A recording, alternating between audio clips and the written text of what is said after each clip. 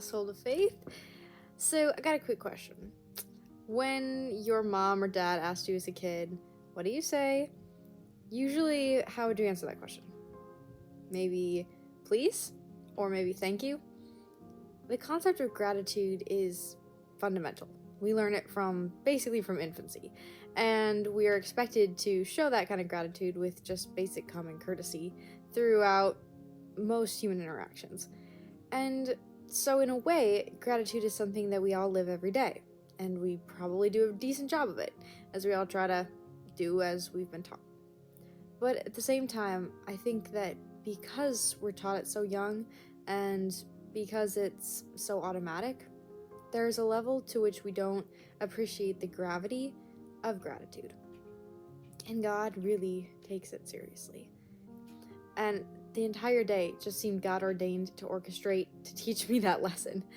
Each interaction that I had contributed to that teaching, and to the teaching of making sure I got rest. So, there's that one. We'll see which one of those is easier to actually implement. Probably both are going to be difficult, as gratitude is something we all struggle with. With the summer ending and the semester beginning, I've been very tempted the last few days to feel completely overwhelmed. All of those negative emotions of stress, inadequacy, you name it, that comes with the semester and all of its demands were creeping in to my almost every thought. And I was seeking desperately for some sort of comfort, some sort of resolution. It's after talking to my parents, I definitely ended feeling better. But then the very next day, all those feelings come back again. And it's so frustrating. But the way to break that cycle, honestly, is gratitude. But I just tend to forget it. I don't know why. It shouldn't be like that, but it is. And I think the main reason probably is because our culture is so fundamentally negative. Like, anyone you talk to, the first words out of their mouths generally are, oh, this was so frustrating, or I can't believe that just happened, or why is it like this? It's so commonplace that we don't even hardly think about it. But really, most of the time, our conversations do revolve around the frustrations that we're going through and the trials, which is not a bad thing. We need to express those things. Actually, I was reading some in Matthew Henry's commentary on Numbers 11, which I'll talk about in a second, and he specifically mentions that complaint, when it has a just cause, isn't wrong. Let me read the verse real quick for you. It's Psalms 142:2. I pour out my complaint before him. I declare my trouble before him. When my spirit was overwhelmed within me, you knew my path in the way where I walked. They have hidden a trap for me, and he goes on. But specifically saying, I pour out my complaint before him. There's nothing wrong with when we're going through genuine struggles and there are genuine hardships in our life. God isn't asking us to ignore them and push them down and pretend they're not there and to expect other people to do the same. However, he went to the right source. He went to God and poured out his struggles, and wasn't going around just spreading negativity to everyone. And it's so easy at school to just talk about, I have to do this assignment, I have to do that procedure, I have to prepare for this, I have to do this test, like I can't believe they've asked so much of me and it's not fair, and you hear it constantly. And I can't blame people for feeling that way, but at the same time, I think we all know that it doesn't really make us feel better, and it certainly doesn't make the people around us feel better. And I think Numbers 11 is a great example of gratitude and ingratitude and the consequences. So let's look quickly at Numbers 11. When I was first reading this passage this morning, this all didn't come together for me until I was talking to this lady at Panera. Like, I've never met this lady in my life. And so I'll get to that in a minute. But to start with Numbers. Hold on. 11. I'm just going to give you a basic overview and then read a few sections.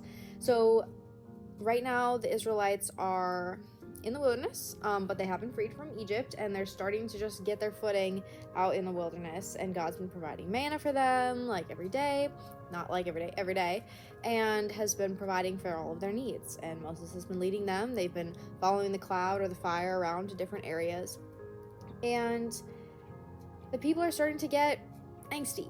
They're starting to get upset. And the first verse of Numbers 11 is, now the people became like those who complain of adversity in the hearing of the Lord.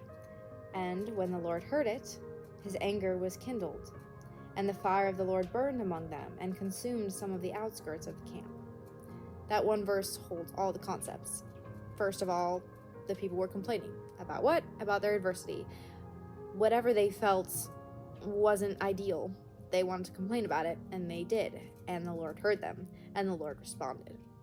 His response was negative. He did not like that they were complaining about whatever it was they were complaining about. It doesn't actually tell us. And then God judged them mercifully, in the sense that it was only the outskirts of the camp. Matthew Henry makes that point, remembering that God's judgment is merciful and it's slow. He is slow to anger. They had complained and grumbled before, as it talks about in Exodus, but he hadn't judged them like this yet, and now he just starts with the outskirts. As we'll see, he continues to correct them as they do not learn their lesson. But here, if they had a genuine issue that they needed resolved, like before when they needed water or they needed food, they could have brought those needs before the Lord and brought them before Moses and requested. But they are grumbling here, simply grumbling about their circumstances, when they have everything in the world to be great. That is the whole little cycle that happens in these verses. Just a few verses later, we get another story. And it's verse 4. The rabble who were among them had greedy desires. And also the sons of Israel wept again and said, "Who will give us meat to eat? We remember the fish which we were used to eat free in Egypt, the cucumbers and the melons and the leeks and the onions and the garlic. But now our appetite is gone. There's nothing at all to look at except this manna." And then the next few verses go on to describe the manna and how it is so amazing and it's a blessing from God and what it's like, and that it tastes like oil, and it explains how that was used. Just a beautiful contrast to look what they're saying about my manna and look what my manna is. You kind of continue your cycle where God is going to hear them and he's going to respond and he's going to correct them. But what's an interesting addition here is how we got to the point where we're complaining, and also who else it affected. So 2 general points to remind us about when it comes to ingratitude is that we're going to be influenced by the people we're around. So the world is ingrateful. The world basically is all revolves around being unsatisfied with what you have. It's all about what you can get, what you can achieve. Don't be happy where you're at. You want more. You want more. You want this relationship. You want that food. You want that piece of clothing. You want that electronic. Everything's more, more, more. And so, of course, you're not going to be content in your circumstances, and you're not probably going to be thankful for your iPhone 5. And yet, praise God for an iPhone 5 that still functions. So, that's just one example. And then, as we listen to that, as we have to live in this world, as we're called to live in this world, we're going to be affected by that. Now, if all of the Christians around us, the people we have put into our community, the people we surround ourselves with, are then reflecting that, are continuing that, but our words are precious, our breaths are few. And why do we choose to use those to talk about negative things? In those few seconds you had with your friend to talk to them, what value did it gain them by hearing about your bad haircut or the bad weeds that are growing in your lawn? Okay, maybe it has a place in its own context, but most likely those moments could have been better served by sharing about a testimony or something good that God has just done, because I know that those are always there. And I swear to you, this is coming from a place of empathy, because I am so guilty of this. I do this all the time, and I get off the phone with my mom and I go, what did I just spend my 30 minutes with her that I had for this week talking about? All of these stuff I had to do and how stressed I was. How did that help us? So, and it's just a cycle. You just keep going and finding the next person to share your stress with, because it's not going away, and you think that the more people you share it with, the less it will hurt, but it just doesn't, until you bring it to God and let him give you peace. So anyways, point is that we feed each other with this. And as you can see here, the rabble is actually talking about people that came from Egypt. This is what Matthew Henry explains, is that the rabble are people that came from Egypt. They weren't actually the Israelites, because then it goes on to specify, and the sons of Israel wept again and complained. So these rabble were greedy and wanting more, and the Israelites were dissatisfied with what they had. So we're getting this from both directions, and we've created a community that is in need of correction. And this is going to be in contrast to what would happen if we were a community of gratitude. That would be a community where we can honor and praise and be a people of holiness, which was God's goal. Why is he correcting them? Because this is deplorable.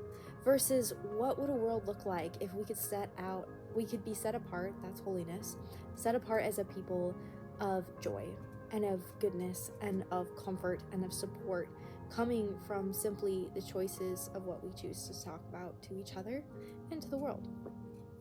Okay, other thing. Not only are we kind of leading each other into sin, frankly, when we're doing this, but because it's so easy to respond to complaint with complaint, respond to ingratitude with ingratitude, we almost free each other to do that, because I think we all kind of know inside that it's really not the best thing to be discussing, but when one person does, it kind of makes us feel like we can complain back. But the other thing is that those genuine believers who are fighting to be positive, who are fighting to honor God and to embrace the life that they're given, they're gonna weary, they're gonna break down when they hear everyone around them complaining. We might have all been that person at one point or another where we're like, I'm trying to be different here, but it feels impossible because everyone is acting the way I don't want to act. And poor Moses here, he is at the end of his rope.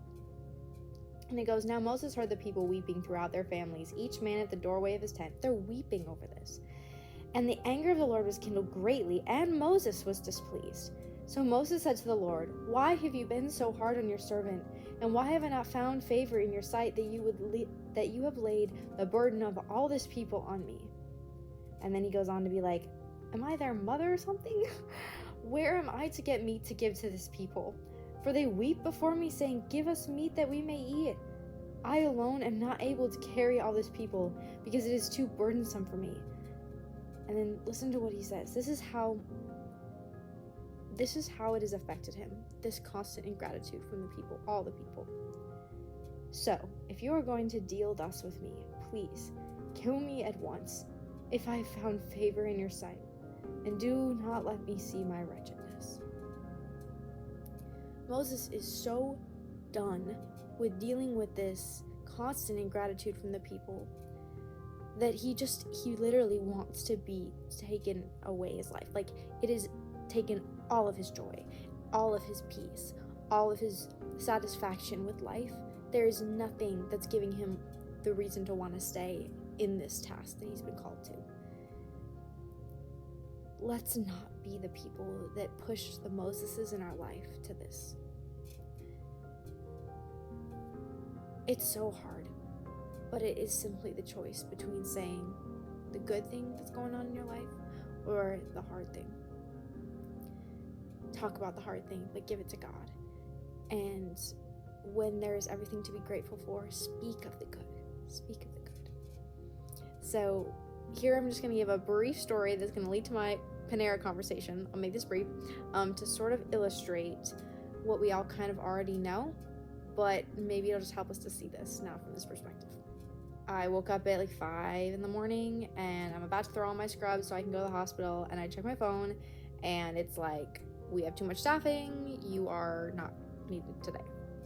So now I'm up in the morning and I'm like, okay, I thought about my plans and I'm like, okay, I guess I can still go to Panera. Like, I was thinking to go to like breakfast or whatever.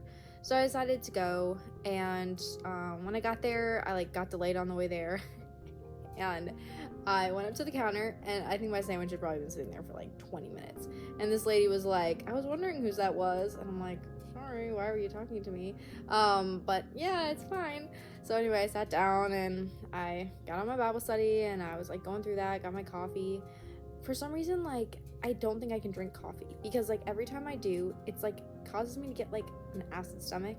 And I'm like, why do I like this so much, but I can't drink it? But I keep drinking it because I want it, and then I don't feel good. Whatever. I'll eventually get over it and figure that out. But anyway, and then this thunderstorm picks up, and I'm getting cold. I'm by the windows. It's drafty. I'm like, I'm ready to go. But it's gotten so bad, there's no way I can leave in this storm. So there was this lady sitting over in the corner, and she like kind of kept looking at me and just sort of like kept talking to random people around. I'm like, huh, she must like come here a lot. But I don't know, as I was reading, I just felt awkward. I'm like, is she gonna talk to me? Like, the little introvert sometimes that peeks up inside of me was like, just leave me alone, please. Anyway, so it was kind of weird, but yeah. And then my coffee got cold, and it was kind of acidic. But yeah, anyway, it was a fine morning. Okay, so it's the craziest God story. So this morning I woke up, it was like 5 a.m., and I was supposed to go to work and like make money before school started, but they called me off. They didn't need me. The census has been kind of low at the hospitals. I don't know why.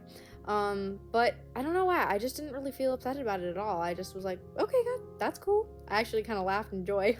I'm like, kind of nice to not have to go, because I have the peace that like God is gonna provide. And if he didn't call me and he didn't call me, and it's not like I could do anything about it. So anyway, I just got ready for the day, and I was like, oh, well, now I'm not too late to go to Panera because I got this like free breakfast coupon. And I'm like, okay, I'll go. So I drove up there, and it was the most incredible sunrise. Like, it was purple. The sky was purple. I tried to take a picture, I couldn't do it. But you know what? I guess those moments aren't meant to be recorded. They are just meant to be glory. God, all of glory. So I drove to Panera. It was beautiful weather, and I got there, and my sandwich was sitting there waiting for me, and it was delicious. And even though it was cold, like, it was still good, and it had like avocado in it. And then they have like actual like mugs there if you're gonna sit in. So I was like, got some coffee, and then I sat down. And sad thing a bit about coffee for me is like I really can't drink it, but I keep trying. And I think it's God's way of helping me to like maybe get off caffeine a little bit, because like I don't think it affects me, but probably in the quantities that I consume it, it might be having an effect. So I'm gonna try to switch to tea, but we'll see. It'll be an effort. Well, anyway, as I'm sitting there and I'm starting to do my Bible study, and thankfully I'd like worn a jacket, so like it was fine even though it was a little chilly because like a storm came in. There was this lady over there. I kind of kept watching, and she kind of kept watching me, but I wasn't really sure what was going on. Like, she was super friendly. She like talked to me right away about my sandwich, and she was like talking to the people around her. It seemed like she knew them, almost like it was like just part of her community. So I got this feeling, I'm like, you know what? I should probably talk to her. Like, there have been many people in my life that have inspired me that like you should just go up and talk to people, even if you feel like awkward about it. Just go have those interactions. And honestly, when I started doing that, I have met the coolest people and had the most fascinating conversations, and this lady was no exception. So the storm came in so bad, I was kind of ready to go home, but I'm like, you know what, this is the Lord giving me the chance to go talk to her. So I took my coffee over there, and I was like, hey, can I sit here with you and talk? And she was like, yeah. So she ended up giving me like 30 minutes of this like amazing advice. And what's crazy was when we were talking, she was like, what were you doing? And I'm like, oh, I was reading the Bible, and talked to her about that and how I was trying to read through it, but it was probably going to take me a long time. And she was like, yeah, you don't need to rush through it. You know what bothers me? It's like those people that like read it 3 or 4 times and they somehow miss gratitude. And I was like, gratitude? In my head, like, that's kind of a random conclusion, but okay, tell me more. So she goes on to tell me about this story from her childhood, about how when she was a teenager, she had like no food, and every day all she could get was like a Coke and a fry, and she would go like to this little restaurant nearby every single day and just eat that. That was her only food for the day. And then she would, after she'd finished, she'd just push everything aside, and then she'd doodle and write like inspiring things on her placemat, and then leave it and go. And then how later on, after, you know, life circumstances had changed, she went to college, the son of the bartender who would talk to her, she was a woman, and he was like, you know, my mom just passed away, and I've been wanting to talk to you. And she was like, yeah, okay. And he's like, in her closet, I found a stack of all of those placemats that you had drawn and written on. And he's like, do you want them back? And she's like, no, those are meant to be passed on. So what an incredible thing that because she sat there, enjoyed her french fries with gratitude, and then spent her time after that from that heart place writing out encouragements that then blessed this person who had saved them all, and now she'd pass them on to her son, who was gonna hopefully do something with them and encourage other people with it. So it was just her one example of, this is the way we should be living life. And I'm like, no joke. And that's what I was just reading in Numbers, but I didn't think of it at the time. Like, gratitude, like right there. God is angry, deeply displeased at our lack of gratitude. And I was like, wow, God, you have built this moment to teach us something. It was the coolest thing. Okay. Which one of those stories makes you want to get out of bed in the morning? Which one makes you want to look for God? Which one makes you want to go and tell somebody else something cool and exciting that happened to them? That happened to you. Or somebody else. Which story do you want to share with someone else? That's all. That's probably the most powerful way I can say it. God knows that. And that is why he taught us to love gratitude. He taught us to appreciate him and all that he's doing. Because even now, just sharing that, like, my heart is full. My eyes are like watering. I'm excited by all God's doing. And I want other people to feel that way too. So let's be a people that, instead of feeding into that negativity that the world and the rabble is bringing into our world, let's be different. Let's shine a light. So I have a couple notes. Instead of being a burden to our brothers and sisters, like the people were to Moses, let's instead lighten the load of our brothers and sisters by sharing these things. Instead of displeasing God through our ingratitude, through our circumstances where we don't have any real reason to be upset, and we're choosing to look at the things that are inconvenient or just not as positive when we could be thinking of all the things that are good, we can, instead of displeasing God, please God. And then we can lead our friends not into sin, which frankly ingratitude is a sin, but instead lead them into holiness. And instead of being a community in need of correction, we can be a community that shines a light to this dark world and fosters joy and hope in each other. All right, let's motivate each other. Let's just continue to encourage each other. And when we fail, we don't put each other down in this. We encourage each other that, hey, it's okay, just get back up, just try again. Like, what good did happen to you today? Like the second lady I talked with today, which was like a nice thing. She's like an older friend. We were talking about gratitude, and she brought up Philippians and how it says, okay, I know this is getting long, but I gotta share this. Okay, she was saying in the car how someone was quoting this in church, but they missed these two words, and she was like, don't forget. And it says, be anxious for nothing, but in everything by prayer and supplication with thanksgiving, let your request be made known unto God. Philippians 4:6. So don't forget those two words when we are bringing our trials before the Lord, and sharing them with others, because that's an important part of life. Never forgetting to include thanksgiving. Maybe that's just saying, like she does to her son, hey, what's 5 things you're thankful for? Like, we're not ending this conversation until we thought of 5. Do that for each other. Let's motivate each other. I believe that we can do this. Thanks for listening. I know that was kind of long. I hope that it was encouraging and motivating, and may God bless you all as you are seeking to praise him and to serve him and to testify of his goodness in this coming weeks. Bye.